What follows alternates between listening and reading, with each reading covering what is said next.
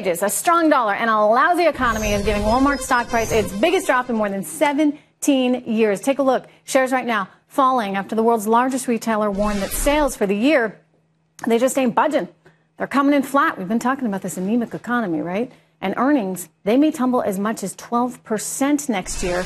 The company is blaming a strong dollar and higher costs to raising workers' wages for this downside. Now, keep in mind, here to weigh in on what this means on the economy, or rather keep in mind that when you have a stronger dollar, it's going to hurt your international sales significantly because the cost of goods is that much more expensive for everyone else. Ashley Webster and Steve Moore back with me. Ashley,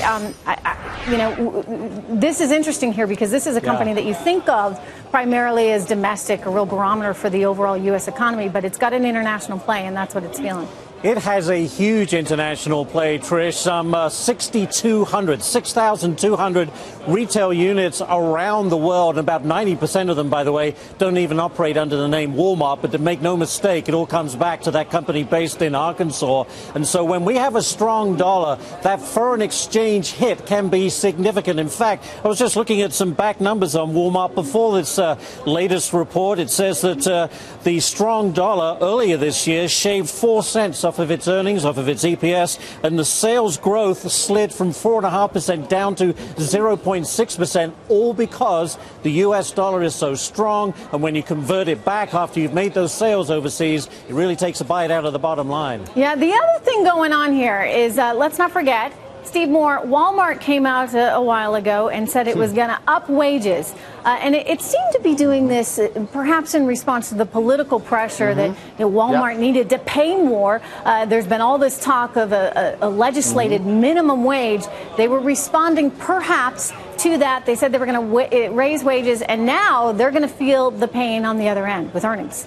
They are. Let me just first say something about the strong dollar, because there is a flip side to this equation, which is Walmart is still an American company, and most of its sales are still in the United States. And when you have a strong dollar, that means these imports that come into the United States are cheaper, and that means that the things that Walmart sells can be cheaper to consumers. So it's a plus for American consumers that we have the strong dollar, because now the things are 99 cents everyday low prices. So I'm not sure I totally look, it's debatable. I hear you on that, and we all want to get a break in terms of what we're paying for things at Walmart. Right. But nonetheless, there is real concern that the stronger the U.S. dollar gets relative to every other currency, that it's going to affect factories and their ability to export, et cetera. My only point on that, Trish, though, is that we're talking about a retail company, and a retail company that's selling stuff here in the United States should actually so you don't buy the dollar thing. So let's get to this. Let's get to the wage thing, because this is interesting to me, and it could be increasingly political in this kind of environment, especially after what we heard last night. Are wages really killing them?